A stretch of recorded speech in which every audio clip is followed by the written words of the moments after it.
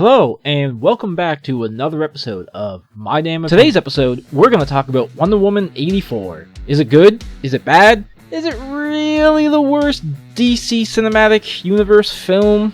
Let's find out. The movie opens with some great visuals on Themyscira and some sort of competition amongst the Amazons in a young Diana.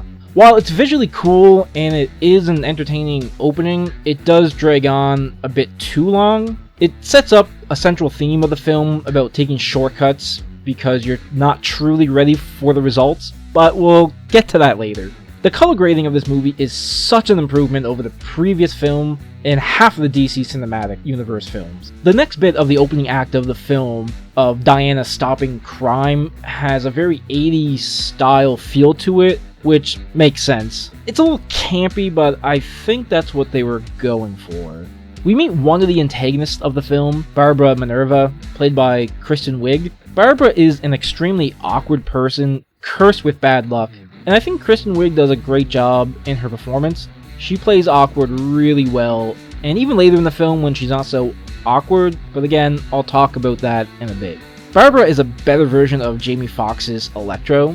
I don't think we spend enough time with awkward Barbara. Maybe another scene or two would have been great, but we definitely spend way too much time with awkward Max Dillon in The Amazing Spider-Man 2. Maxwell Lord, played by everyone's favorite, mostly faceless Mandalorian, Pedro Pascal, is the main antagonist of the film. He is this suave, charming TV personality businessman, with the latter aspects being a parody of Trump. Pedro's performance of the character is really well executed, and he's probably the best part of the film. He has brief moments throughout the film that humanize him and try to keep him relatable as a character, whether it's something you can directly relate to or something that you can think to yourself, I get this decision because I would do that too if I were in his shoes. The dude had a pretty sad and heartbreaking life, which caused him to become the liar and schemer that he is as an adult. Being such, he is able to get the Dreamstone from Barbara, using her to advance his scheme further. He gets so consumed with his desire for power, he sabotages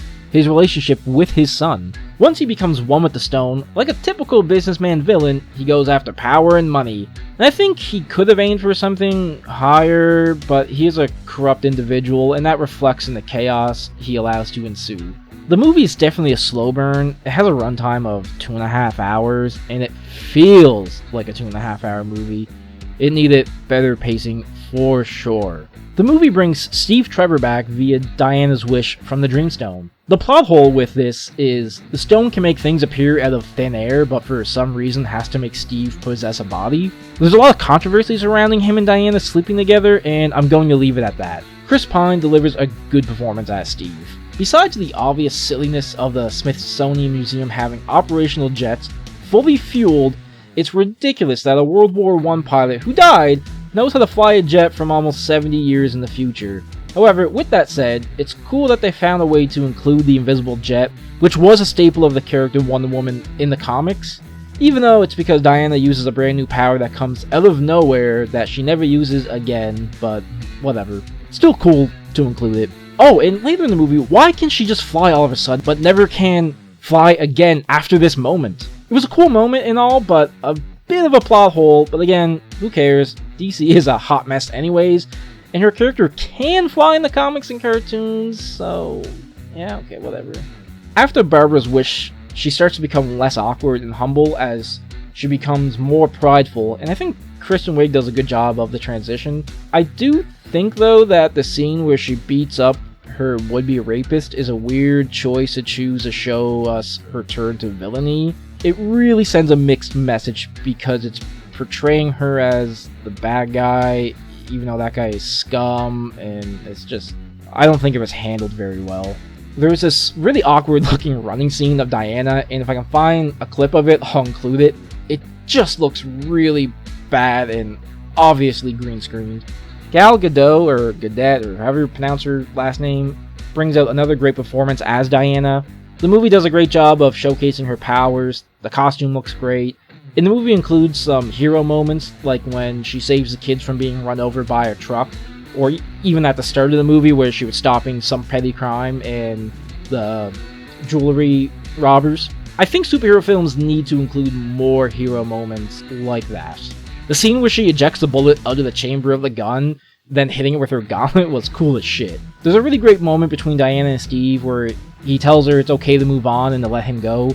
Something she was actively trying to avoid, taking the shortcut to stop Maxwell Lord because she wasn't ready for the results of stopping him properly, which would be Steve returning to the afterlife. Which ties back into the beginning of the movie. How exactly did Diana and Steve know where to go to stop Lord? Or just Diana at this point, I guess. Steve's gone.